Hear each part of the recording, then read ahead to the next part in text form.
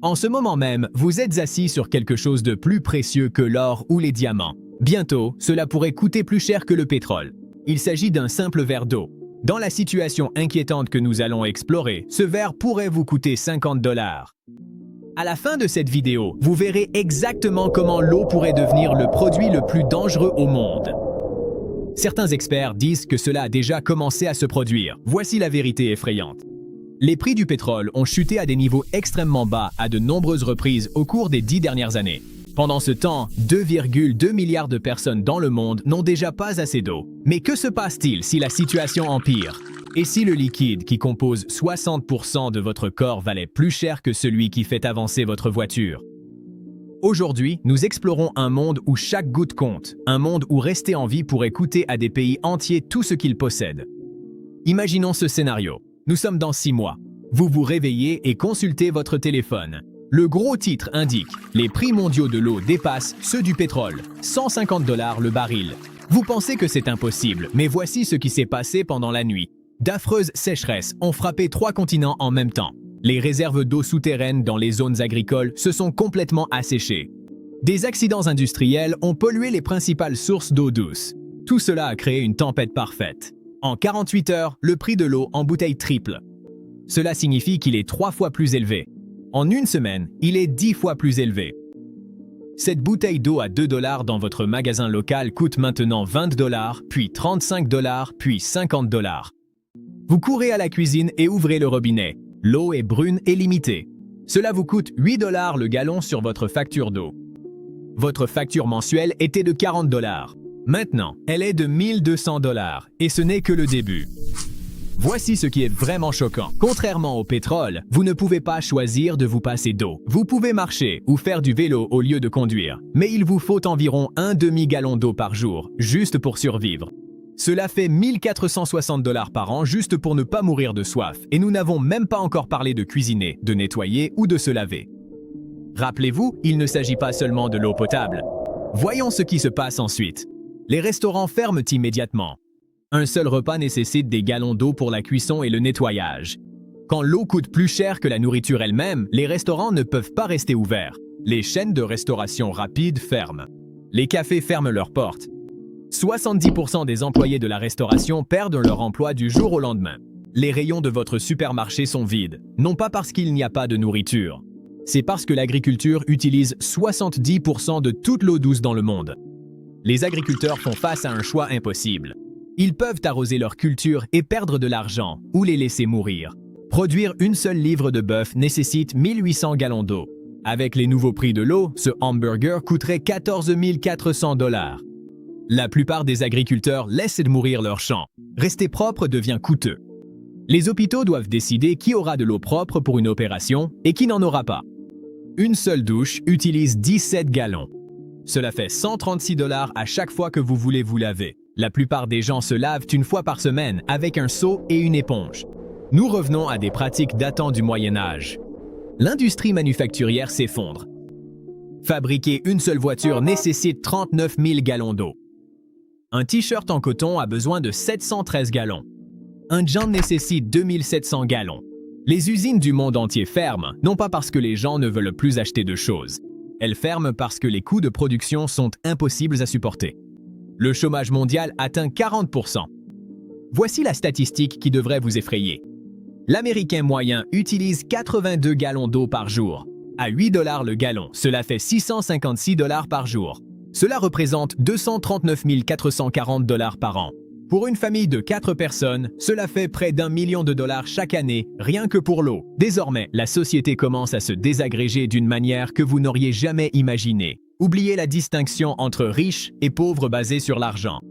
Il existe désormais 3 classes de personnes. L'élite hydratée regroupe les ultra-riches qui ont stocké de l'eau tôt, possèdent des usines de dessalement ou contrôlent des sources d'eau douce. Ils vivent exactement comme avant. Ils prennent une douche tous les jours, arrosent leur jardin et remplissent leur piscine, mais désormais ils vivent derrière des murs gardés. La classe moyenne rationnée, c'est probablement là où vous seriez. Vous survivez grâce à des budgets d'eau soigneusement calculés. Vous avez appris à prendre une douche en 60 secondes en n'utilisant qu'un seul gallon. Vous portez vos vêtements plusieurs fois. Vous avez remplacé votre pelouse par des cailloux. Votre toilette a un seau à côté avec un panneau. Si c'est jaune, laissez-le reposer. Vous abandonnez votre dignité pour survivre.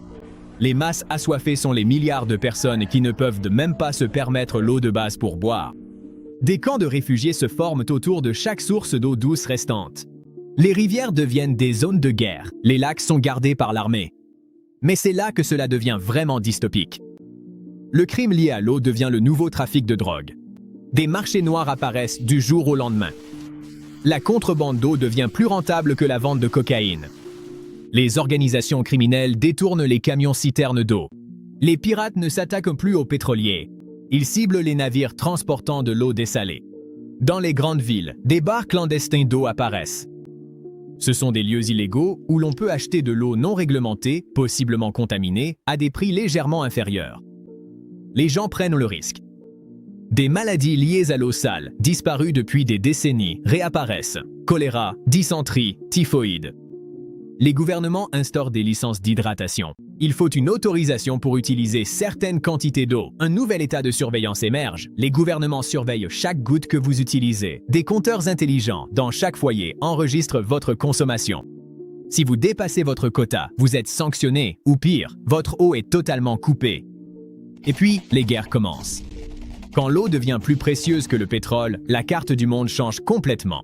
Les pays qui possèdent beaucoup d'eau douce deviennent les nouvelles superpuissances. Le Canada détient 20% de l'eau douce mondiale. Il devient une superpuissance mondiale du jour au lendemain. Le Brésil, la Russie et les pays nordiques forment l'Alliance Aqua. Il s'agit d'un groupe qui contrôle les prix mondiaux de l'eau. Ils peuvent prendre le monde en otage en fermant un seul pipeline. Le Moyen-Orient a passé un siècle à se battre pour le pétrole. À présent, ils font face à des conflits qui font paraître cela paisible. Le Nil, le Jourdain, le Tigre et l'Euphrate, chaque source d'eau partagée devient une zone de guerre. L'Inde et le Pakistan possèdent déjà l'arme nucléaire. Désormais, ils sont confrontés à une crise existentielle autour du fleuve Indus. La Chine contrôle le plateau tibétain. C'est là que prennent naissance les grands fleuves d'Asie. Cela leur donne une arme plus puissante que n'importe quelle force militaire. Ils peuvent littéralement couper l'eau à 2 milliards de personnes en aval. Mais voici le conflit qui change tout. Les États-Unis et le Canada sont alliés depuis 200 ans. Désormais, ils font face à leur première confrontation militaire. Les Grands Lacs contiennent 21% de l'eau douce de surface mondiale. Les États-Unis tentent de construire un pipeline non autorisé. Ils veulent acheminer de l'eau vers les États du Sud-Ouest frappés par la sécheresse. Le Canada menace d'une action militaire. L'OTAN se fracture. Des alliances qui ont survécu à 2 guerres mondiales s'effondrent à cause des droits sur l'eau. Pendant ce temps, des nations désespérées tentent l'impensable. Des pays envoient des expéditions militaires en Antarctique et au Groenland. Ils n'y vont pas pour le territoire. Ils vont remorquer d'énormes icebergs jusqu'à leurs côtes. Des navires s'affrontent dans des eaux glacées pour de l'eau douce gelée. Cela semble absurde, c'est désespéré, mais c'est en train de se produire. Mais les humains sont des survivants. À mesure que la crise s'aggrave, l'innovation s'accélère. Les générateurs d'eau atmosphérique deviennent obligatoires dans chaque bâtiment. Ces machines extraient l'humidité de l'air.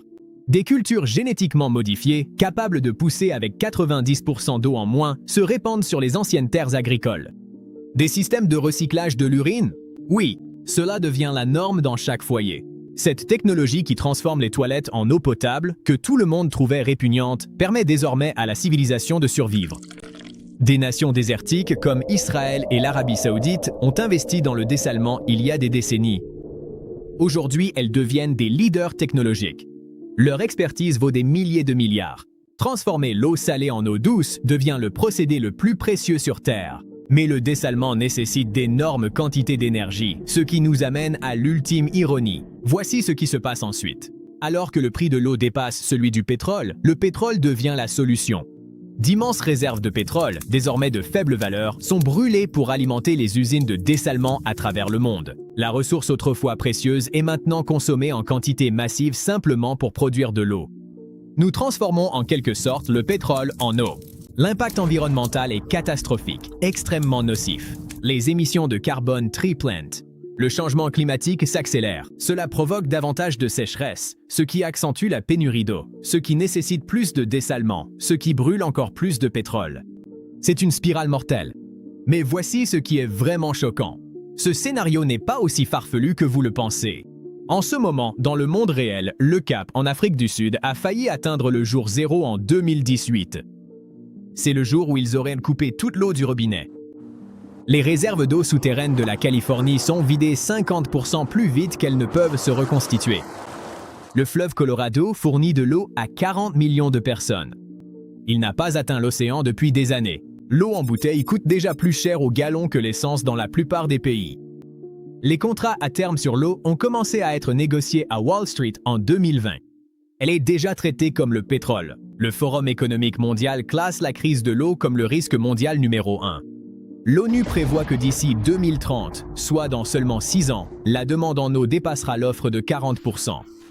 Nous n'imaginons pas un avenir lointain. Nous assistons en ce moment même aux premiers signes de cette crise. Et voici la partie la plus inquiétante. Contrairement au pétrole, il n'existe aucune alternative à l'eau. Nous avons trouvé des alternatives au pétrole, voitures électriques, énergie solaire, énergie éolienne, mais on ne peut pas inventer d'eau synthétique. On ne peut pas non plus l'extraire de l'espace assez rapidement. On ne peut pas survivre sans eau plus de 3 jours. Lorsque l'eau devient plus chère que le pétrole, cela ne change pas seulement l'économie, cela change ce que signifie être humain. Chaque fonction biologique, chaque culture, chaque processus industriel, chaque aspect de la civilisation dépend d'une eau abordable. Si on retire cela, il ne s'agit pas seulement d'une eau coûteuse, c'est la fin du monde tel que nous le connaissons. Alors, que devez-vous retenir de ce scénario cauchemardesque? L'eau est déjà en train de devenir la crise de notre siècle. La transition de l'abondance à la rareté ne se fera pas du jour au lendemain. Elle est en train de se produire, lentement, de façon que nous choisissons d'ignorer. Chaque sécheresse qui dure un peu plus longtemps, chaque nappe phréatique qui baisse un peu plus, chaque glacier qui fond un peu plus vite, tout cela ne sont plus des avertissements. Ce sont des symptômes.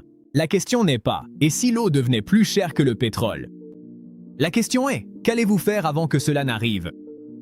Parce que, contrairement à ce scénario hypothétique, vous avez encore du temps. Du temps pour économiser l'eau, du temps pour innover, du temps pour exiger des changements de politique, du temps pour accorder de la valeur à la substance la plus précieuse sur Terre avant que le marché ne le fasse à votre place. Voici ma question pour vous. Si l'eau coûtait 50 $ le gallon demain, quelle serait la première chose que vous changeriez dans votre vie? Partagez votre réponse dans les commentaires ci-dessous. Je suis vraiment curieux de savoir comment les gens s'adapteraient. Et si ce scénario vous a fait réfléchir différemment à l'eau que vous tenez pour acquise en ce moment, pensez à partager cette vidéo. Plus les gens comprennent ce qui est en jeu, plus nous avons de chances d'empêcher que ce futur ne devienne notre réalité. Le verre d'eau à côté de vous, c'est peut-être la chose la plus précieuse que vous possédez. Vous ne le savez tout simplement pas encore.